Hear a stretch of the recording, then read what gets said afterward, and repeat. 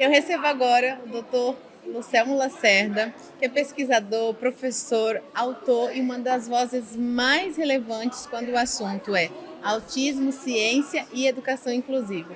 Tem tempo para dormir? Mas um pouco, estou dormindo menos do que eu deveria, né? Obrigada, seja muito bem-vindo. Muito obrigado, prazer estar aqui, Tatiana. Vou começar já com as perguntas, bate-bola, vamos lá. Como que você chegou até aqui e de onde veio o seu interesse pela educação e autismo? Eu já era professor, né? Sou professor de Fundamental 2. Eu era professor e já tinha uma estrada de pesquisa. Eu tinha feito mestrado e depois, num certo momento, meu filho foi diagnosticado com autismo, né? E aí, nos primeiros períodos, assim, eu fiquei, como todo mundo fica, no Google, pesquisando não, né? Olhando, né? E depois eu me interessei em pesquisar esse campo. Como eu já estava na educação, já havia meio paralelamente o interesse pela educação, mas eu estava pesquisando em relação à aba, em relação à prática com evidência. Num certo momento, as coisas se encontraram. Eu entendi que aquilo que eu estava pesquisando sobre aba, sobre terapia, né, clínica para pessoas com autismo, aquilo tinha a ver com educação.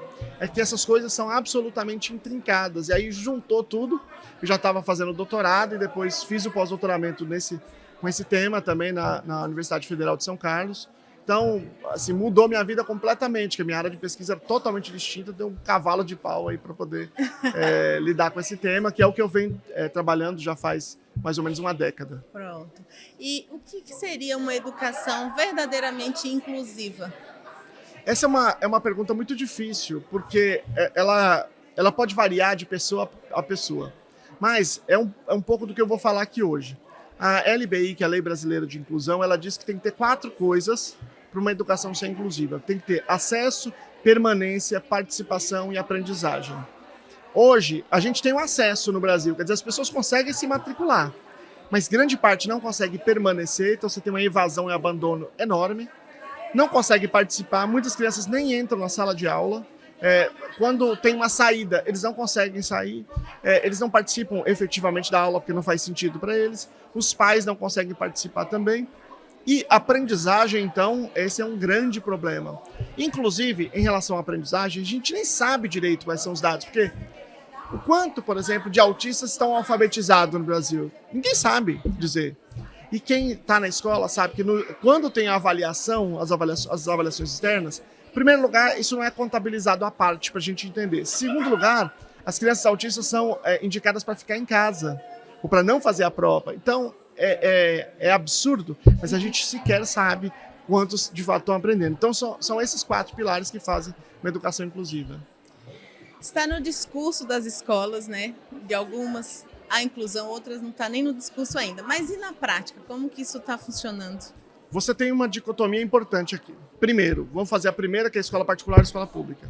As escolas particulares ainda não têm essa ênfase, nem sei se vão ter, mas está muito distante da prática. Aliás, pelo contrário, as escolas particulares, de modo geral, gostam de ser vistas como não inclusivas, porque aí as outras famílias também não procuram e aí ela não tem todo o trabalho que decorre de um processo de educação inclusiva.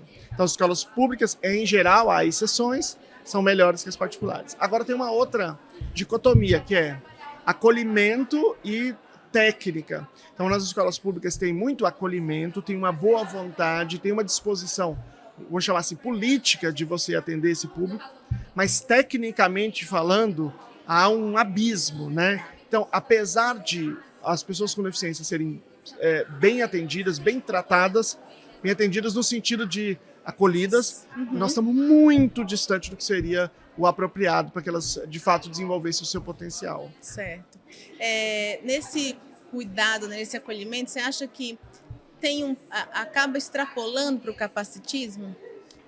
Eu não acho que é uma... Eu tenho muita preocupação com a gente classificar sentimentos que, às vezes, estão relacionados a atitudes que são pejorativas.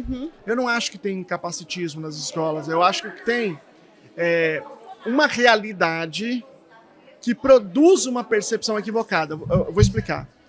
Por exemplo, o professor está na escola há muito tempo. Digamos que ele está há 10 anos lecionando. Ele viu muitas crianças com autismo estudarem naquela escola.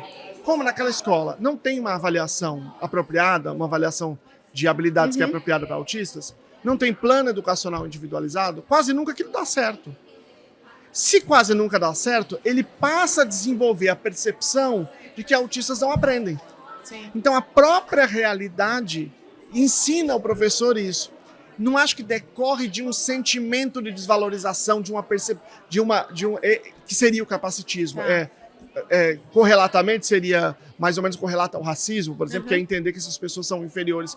Eu acho que o que tem é uma aprendizagem que produz uma percepção equivocada da pessoa autista. Pronto. Acho que é muito bom fazer essa diferença, porque tem muitos professores com muita boa vontade, né? Mas como você falou, esse abismo que existe na formação, né? O que é uma ciência baseada em evidências e por que isso importa tanto no contexto do autismo? Você imagina que você está numa escola e você recebe uma criança que não fala, só para citar um exemplo. E aí você tem duas opções. Ou você inventa uma forma de conversar com ela, ou você pega alguma forma que alguém inventou e que já testou 500 vezes e que funcionou todas as vezes. E que não é que funcionou perfeitamente. Foi a primeira vez, funcionou mais ou menos. Aí alguém disse assim, eu tenho uma ideia, vamos corrigir aqui. Aí testou, aí funcionou um pouco melhor. Aí alguém, eu tenho outra ideia, vamos corrigir. E aí você tem 500 pesquisas sobre aquilo. Aí você diz, não, deixa que eu invento.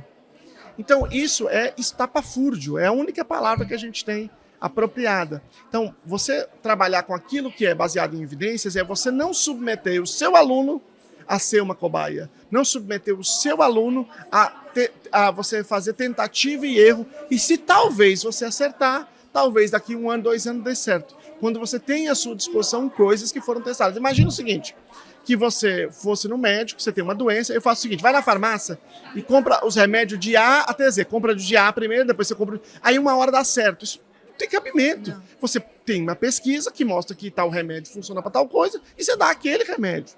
Então, usando essa lógica, a gente pode pensar isso sendo aplicado à educação. Então, a gente aproveita todas as pesquisas que já foram feitas. Perfeito. Há uma confusão, às vezes, em práticas terapêuticas, né, que são usadas dentro de um contexto terapêutico clínico, e o ensino baseado em evidências. Consegue fazer uma diferença para o público em relação a isso? Olha, vamos dar um exemplo aqui. Vamos imaginar que a criança precisa tomar um antibiótico. É saúde e educação. Saúde, não, a menor dúvida. Ele precisa aprender sobre a Revolução Francesa. Saúde e educação. Educação, não, a menor dúvida. E ele está desatento na sala, ele precisa ficar mais atento. É saúde e educação. Aí a pessoa já buga. Por quê? Eu buguei aqui. Porque você, como psicóloga, pode trabalhar a atenção, deve trabalhar a atenção, né? Psicologia tem uma contribuição enorme. Mas o professor tem que trabalhar para estar mais atento também. Tem uma série de estratégias. O que eu quero dizer é, quando eu falo de transtorno do neurodesenvolvimento, essas práticas são práticas não medicamentosas, elas não são privativas, elas são híbridas, elas têm papel nos dois ambientes. O que determina se uma prática, eu vou chamá-la de clínica ou de educacional, onde ela está sendo implementada. Se o professor melhorar a atenção dele na sala de aula, educacional. Se você no seu consultório trabalhar a atenção e conseguir melhorar a atenção dela, clínica. Esse é só um exemplo, eu posso falar isso de 1000 coisas. A criança está na escola e ela não tem atenção compartilhada, e o professor quer melhorar a atenção compartilhada. O professor diz assim, olha para a lousa, pessoal, vamos lá. Todo mundo olha. Crianças com autismo têm dificuldade, porque por falta de atenção compartilhada. Então, digamos que o professor ajude. Ô, fulano, olha para a lousa. Quando eu faço assim, você olha para a lousa, tá bom? Tá bom. Aí ela olha para a lousa. Ela está aprendendo um pouquinho de atenção compartilhada. Educacional. Quando você faz uma brincadeira, pega um programa aba que ensina atenção compartilhada e você implementa na sua clínica, clínico. Então, quando eu falo de transtorno do desenvolvimento, o discurso de que uma coisa é clínico ou educacional, ele tem uma função. A gente trabalha com análise funcional. A função é se livrar do seu papel. Quando o clínico diz, não, isso aí não é clínico, é educacional, é para ele se livrar. Quando o professor diz, não, isso aí não é educacional, é clínico, é para se livrar. Então, todo mundo quer se livrar, ninguém quer enfrentar de frente, que é seu papel também, Sim. Embora seja papel compartilhado. Sim. E no final, quem acaba perdendo é sempre a criança, sempre o criança. indivíduo. Sim. Como que você avalia, né, o cenário das escolas brasileiras nesses aspectos de terapias ou de ensino baseado em evidências? Não tem esse cenário. Não existe. Existe uma recusa, uma hostilidade à ideia de evidência científica na educação brasileira, que é uma coisa extraordinária, né? Claro que eu não estou dizendo que é todo mundo. Existem movimentos iniciais em prefeituras que fazem um trabalho legal ou que querem fazer um trabalho legal. Tem escolas particulares que também fazem bons trabalhos, são exceção, mas elas existem.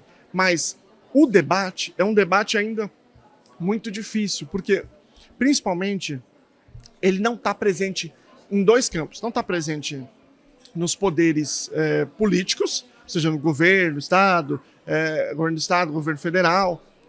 Pelo contrário, tem uma hostilidade à ciência. E não está presente nem na universidade, que é onde a gente espera que tivesse presente.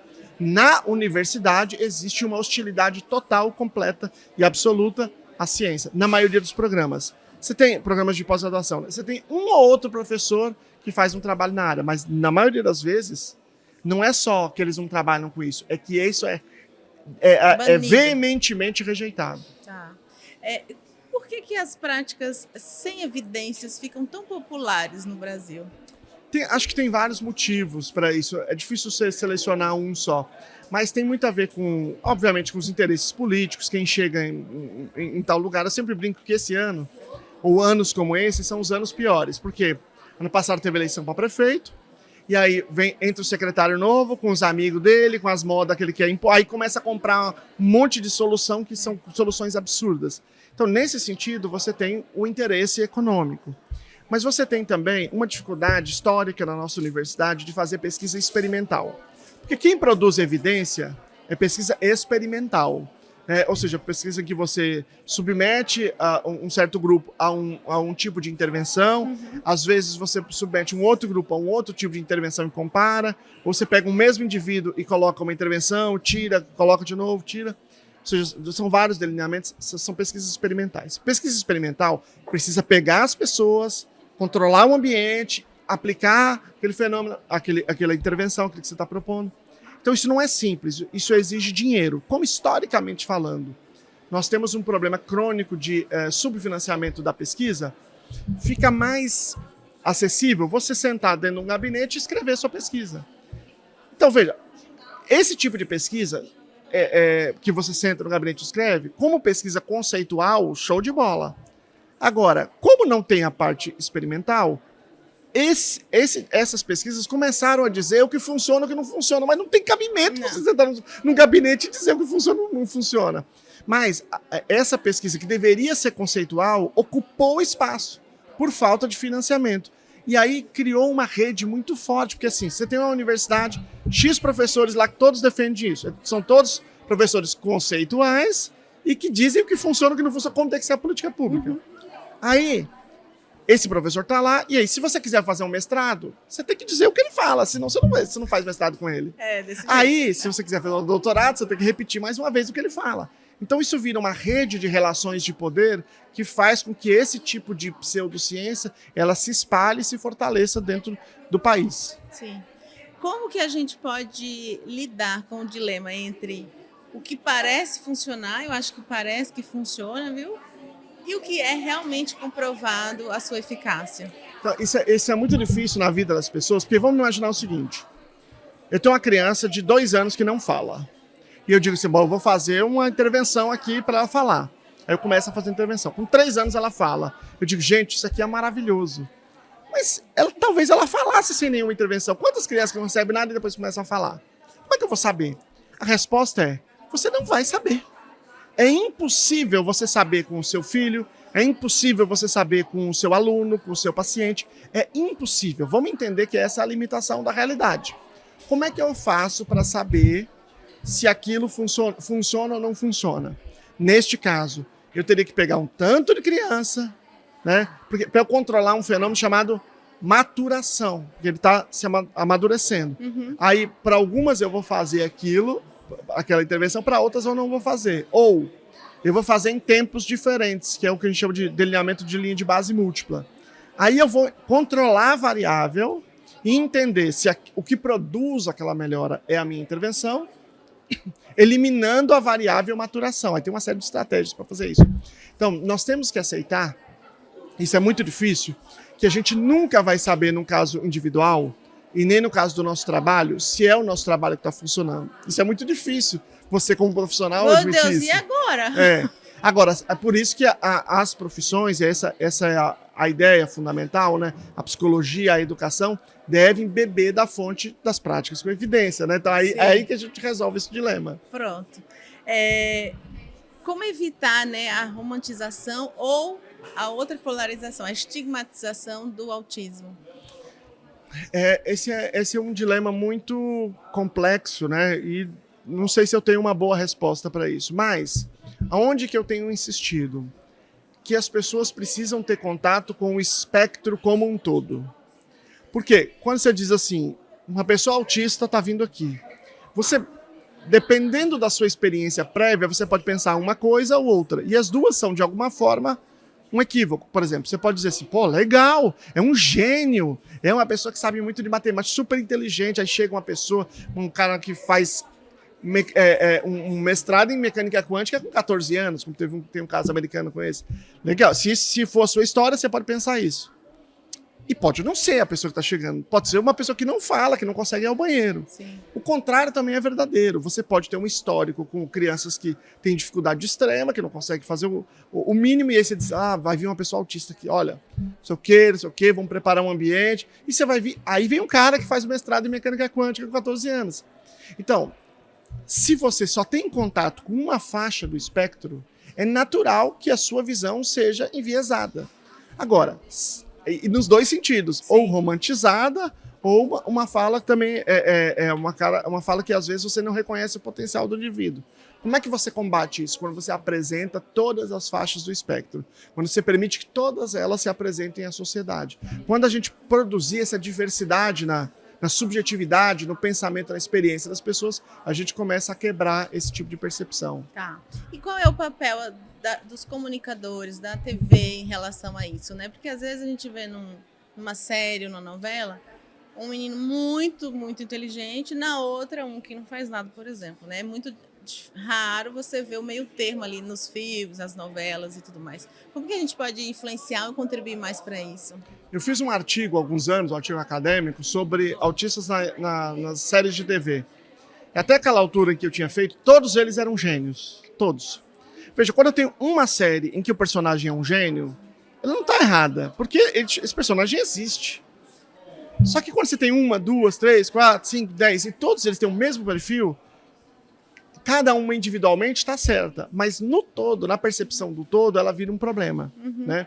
Agora, não é fácil a gente, enquanto pessoa, né, enquanto cidadão, você de alguma forma influenciar. Por quê? Porque, obviamente, são produções que independem disso. Agora, qual é o contraponto? Já que, obviamente, os produtores fazem o que quer. Quando nós estamos falando de redes de comunicação, e aí entra redes de televisão, jornais, e até nossa produção no YouTube, coisas assim, como aqui nós estamos no podcast, a gente precisa, de alguma forma, cobrar, ou nós mesmos, enquanto cidadãos, fazer esse exercício de apresentar todas as faixas do espectro, inclusive essas faixas do meio, né, os nível 2, por exemplo, que muitas vezes estão esquecidos. E aí o que acontece? Muitas pessoas que não são nível 2 acabam aparecendo como se fosse, porque os que de fato são, não estão no cenário, não estão aparecendo. Por exemplo, quando a gente tem redes de televisão, que essas redes de televisão apresentam todo o espectro, é super legal, porque você consegue mostrar essa diversidade. Mas quando isso não acontece, nós, quanto ouvintes, telespectadores, nós podemos dizer, olha, nós queremos mais, nós queremos outras histórias sejam apresentadas também, né? Perfeito. Eu acho que a família atua, tem um poder muito grande nisso também, né? De influenciar, de cobrar, porque eu acho que a família tem uma força assim, muito diferente, por exemplo, de eu que sou uma terapeuta, tem uma influência, a família tem outra, né? Eu acho até, está sendo um debate no Brasil hoje sobre a regulamentação da profissão do analista do comportamento. Estamos nesse dilema aí. É um debate importante. Por exemplo, o Conselho Federal de Psicologia é contra. Por quê? Porque um monte de gente que é da sua base pode ir para outra profissão, então eles vão perder parte da base. Tem várias discussões aqui. Por exemplo, o Conselho Federal de Psicologia agora vai ter um evento do Conselho Nacional de Saúde, vão lá para falar mal da sua própria base, não ajuda, né?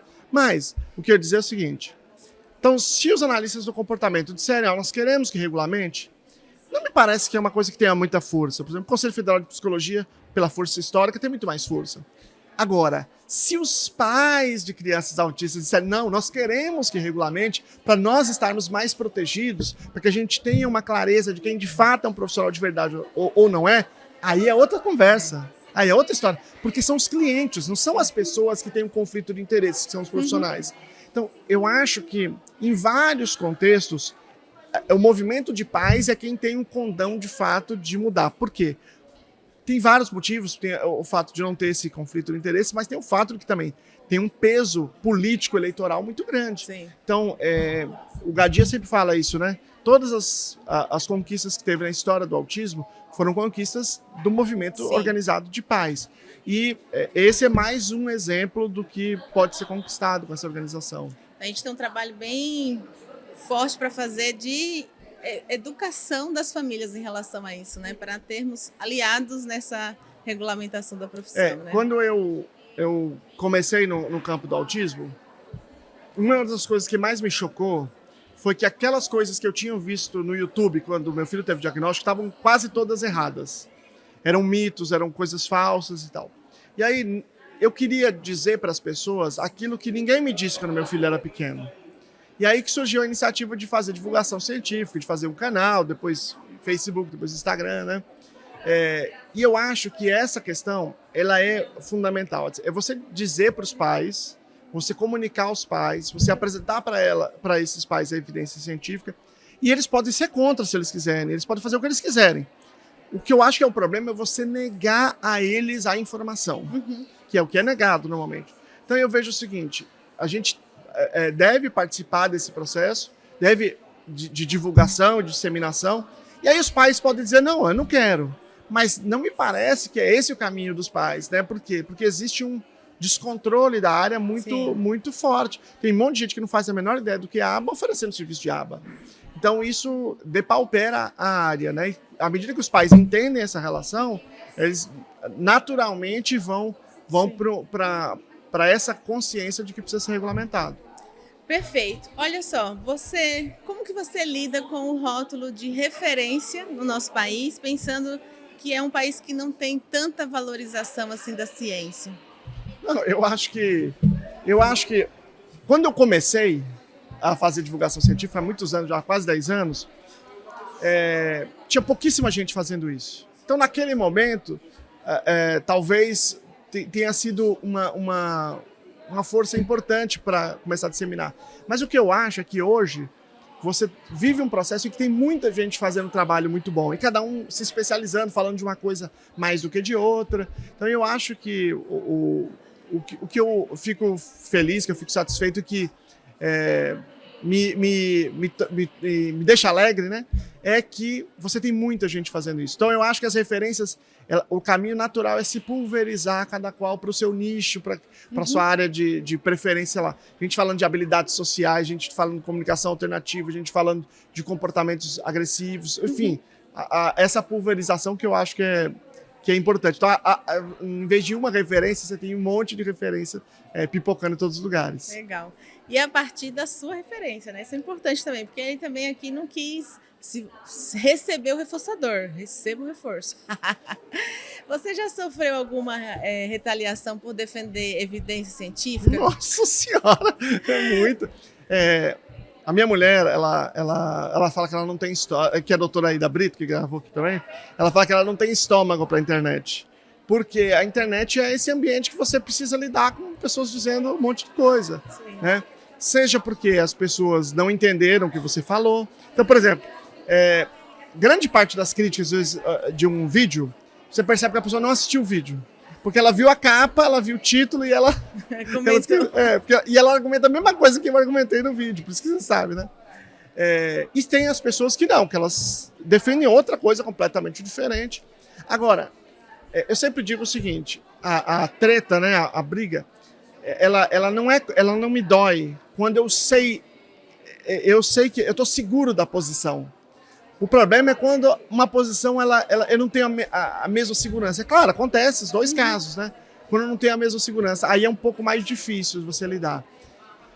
Mas também é decepcionante, na verdade o mais decepcionante é quando você as pessoas sabem que uma coisa é óbvia. E aí você chega a um espaço de poder, em que as pessoas têm um poder na mão, e você diz uma coisa que é óbvia, e as pessoas dizem que não é. Vou te dar um exemplo. Nós aprovamos um documento do Conselho Nacional de Educação chamado Parecer 50. No Parecer 50 dizia que a gente deveria dar prioridade a práticas com evidência científica. E o MEC diz, não aceitamos evidência científica de jeito nenhum. Se tiver evidência científica, a gente não aprova. Gente, mas vocês estão em que planeta? Entende? Porque isso eu fui no... E os vários cursos que estão com o selo do MEC que produzem evidência científica. Eu fui no Flow Podcast e aí eu expliquei isso e ele falou, desculpa, eu não consigo acreditar que alguém é contra. O que você está me falando, eu chamo só de bom senso, não precisa nem ser muito esperto. Então, quando você vê que, de fato, existe uma posição radical, hostil à ciência em muitos lugares, eu acho que isso não é que é doloroso, é chocante. Eu acho que é chocante essa oposição nesses lugares de pessoas que, porra, se o cara decidir, o negócio vai pra frente. Eu tenho um canal do YouTube, quer dizer, vou decidir o quê? Né? Eu posso falar, mas as pessoas que realmente têm poder, infelizmente, estão muito distantes do que a gente está pensando, né? Sim. E agora um bate-bola bem rapidinho, 5 minutinhos, fazer uma pergunta e você responde rápido. O que a sociedade ainda não entendeu do autismo? Ela não entendeu que é mais vantajoso para a sociedade ajudar as pessoas autistas a investir na fase precoce. É mais vantajoso para a sociedade, é mais barato, é um valor para a sociedade. Ela acha que esse investimento é um problema, é um peso, e na verdade é o contrário. Porque quanto mais o desenvolvimento dessas pessoas acontecer, tanto melhor para a experiência social de todos os cidadãos, não só para os autistas. Um mito sobre o autismo que a gente precisa desmistificar. O maior de todos, o campeão, é a vacina, né? Acho que vacina está relacionada ao autismo. E essa história sempre volta. E assim, qualquer pessoa que entenda minimamente de método científico, que tenha lido as pesquisas, não tem a menor dúvida de que não tem nenhuma relação. Mas, infelizmente, esse é um negócio que tem tanto picareta falando que é muito difícil para as pessoas para esquecer essa bobagem. Sim. Um livro que todo educador deveria ler. Todo educador, olha... Agora eu vou fazer uma propaganda aqui. Crítica à Pseudociência e Educação Especial. Trilhas de uma Educação Inclusiva baseada em evidências, que é o meu livro, em que eu analiso a educação especial do Brasil em comparação às evidências científicas dos demais países. Perfeito. Um erro comum que você vê nas políticas públicas? O erro mais óbvio, né? É se basear em modismo em vez de evidência científica.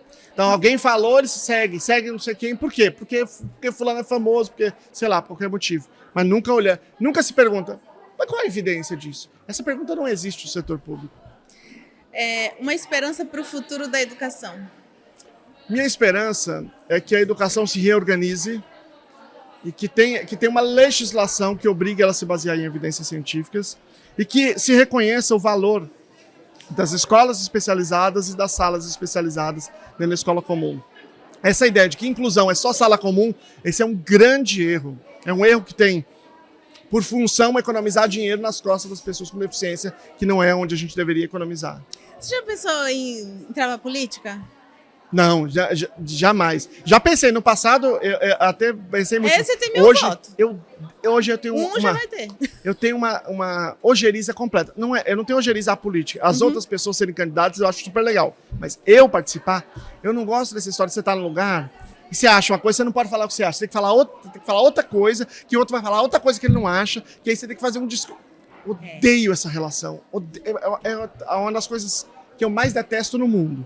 Eu vou falar o que eu penso que tem que falar, o que eu acredito. Na política, esse jogo é um teatro. Não é um teatro no sentido negativo, é um teatro que você tem que pressionar aqui, forçar aqui. Isso, pra mim, é uma coisa que eu tenho aversão total. Gente, vamos fazer hashtag deputado federal? Olha, entre tantas funções, né? Professor, pesquisador, escritor, como que você organiza seu tempo e mantém a saúde mental, né? Ou não mantém, né? Ou não... Uma das coisas que eu aprendi nos últimos anos é fazer uma boa higiene do sono. Eu tenho trabalhado nisso, não estou dizendo que tá top, mas estou trabalhado bastante nisso. E tentado organizar meu dia, assim, para ter um espaço para fazer cada coisa. Não é fácil, porque parece muitos compromissos. E uma das coisas que eu fiz esse ano também por conta disso é reduzir o número de viagens, que é difícil, porque você tem que negar muitas coisas para ir nos lugares, mas eu acho que isso tem me dar uma tranquilidade melhor esse ano. Só aceitei esse aqui, porque para poder vir aqui com a minha mulher também tem essa experiência, então foi a única exceção que eu fiz. Que legal. Onde que as pessoas podem te achar? Onde que elas podem te seguir? Essa é a vantagem de chamar Lucelmo e não Tatiana. Tatiana tem 1 milhão. Lucelmo só tem eu. Então, procurar Lucelmo Lacerda no Instagram. No YouTube se chama Luna Aba, que é o nome da clínica, que eu sou sócio. Mas para botar Lucelmo Lacerda também aparece lá. Sim, eu também. É basicamente ele, porque as meninas fogem. Uma mensagem final para os pais e profissionais da saúde para a gente poder encerrar. Mensagem final saúde é o seguinte. Só não, educação também. Educação. Minha mensagem final é o seguinte, vou até olhar para os pais aqui. Você pode tomar a decisão que você quiser, mas você tem que saber, estar empoderado do conhecimento para tomar a decisão. Então, eu sei que isso não deveria ser uma obrigação dos pais do autismo, mas porque se você não souber, vão tomar a decisão por você e você é a única pessoa de fato interessada de verdade no seu filho. Então, é isso. A mensagem minha é igual da Tebilu. Busca conhecimento. Muito obrigada por sua participação. É um prazer sempre te encontrar e também é uma honra ter você aqui no meu canal. Obrigado, prazer, Tatiana. Um prazer reencontrá-la também. Pessoal, esse foi o nosso bate-papo com o Lucelmo Lacerda e busque conhecimento. Aproveita e encaminhe para os seus amigos também, para os seus colegas, para eles também estarem informados. Tchau, tchau.